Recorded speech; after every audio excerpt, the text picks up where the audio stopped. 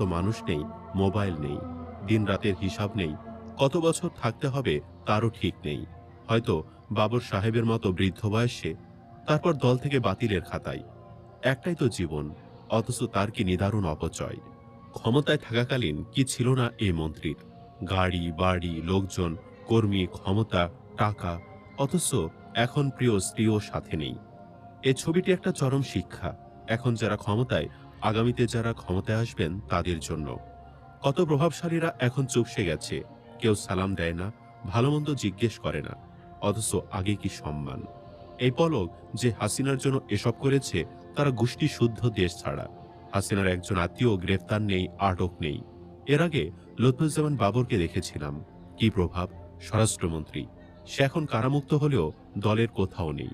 চিকিৎসার জন্য এদেশ সেদেশ। ক্ষমতা চিরস্থায়ী নয়।